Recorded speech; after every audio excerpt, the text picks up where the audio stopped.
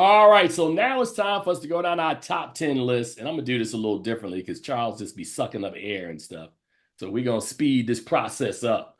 All Okay. right, my top 10 list and in inverse order, and I'm just gonna give you the whole list, man. Coming in at number 10 is a story of Native Americans who are playing basketball and overcoming odds and alcoholism and everything else. That film is called Res Ball. I can tell from Charles's expression, he has this movie much higher, but you didn't have to. Wow. Wow. All right. So that was number 10. Coming in at number nine, you heard me talk about Alicia Vikander, the story in the future where an assessor comes in to give you your chances on whether you get a baby or not. The assessment was number nine. Coming in at number eight, Charles Kirkland told me to go see this movie. It reminded us of a movie we saw last year, but not enough edge, but it was still great nonetheless. The Executioner.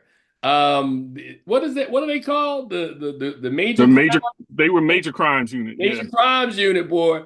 You need to see the Executioner. Don't take my word for it. Just watch it. Coming in at number seven, Odysseus is hanging out as all hell's breaking loose, plotting the return. Coming in at number six, Jarrell Jerome is unstoppable. And I like that movie a lot, and I put that there.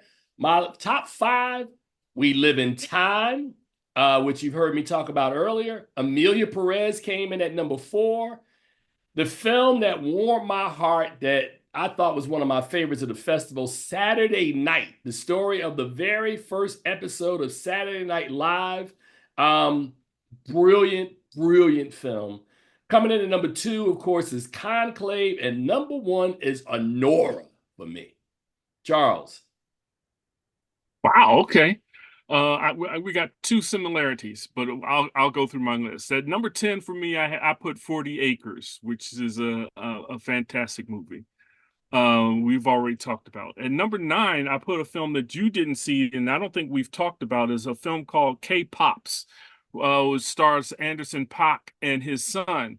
It's that same winning formula that you've seen in The Fire Inside, Unstoppable, Res Ball, all of those things about a loser and the guy comes along and helps the loser become a winner, and but it's all about a K-pop show in Korea, and Anderson Paak is flown out to Korea to be a drummer on the show, and he finds his son is one of the contestants, and he helps him to become successful in the thing. So I'm sucking up air. Anyway, at number 8, the Executioner, just like you have it. Oh, But number nice. but number 7 for me was The Shadow Strays, which I told you about, which is a Netflix movie, which takes, I mean, it goes even further than the Executioner, Hmm. and yeah. At number 6, I have The Life of Chuck, which I enjoyed immensely. Um, Number 5 is Saturday Night, and I think that's the last film that we have together. Because number 4 for me was Piece by Piece, which is the Lego movie story of Pharrell Williams, and fantastic. I think it's going to be documentary of the year and animated feature of the year. Um, Number 3 is Without Blood, Angelina Jolie's movie. Number 2 is Amelia Perez. I don't know how that didn't make your list at all. But and number 1 is the Amelia piano. Perez was number four for me. Oh, it was. Oh, I'm sorry. I Yeah, must have yeah. missed that. I was zoned out when you said it. But Amelia Perez is number 2, and the piano lesson is number 1. All right, so let me go back through this list one more time, man. At number one, I had Honora, followed by Conclave, Saturday Night, Amelia Perez, We Live in Time.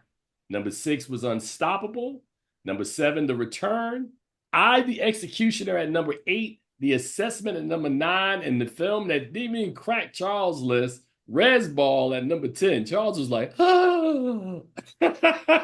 So what's your list one more time? Yeah, as you may notice that neither Unstoppable, The Fire Inside, or Res Ball made my top 10. So sorry. But anyway, my top 10 again is you want me top for bottom?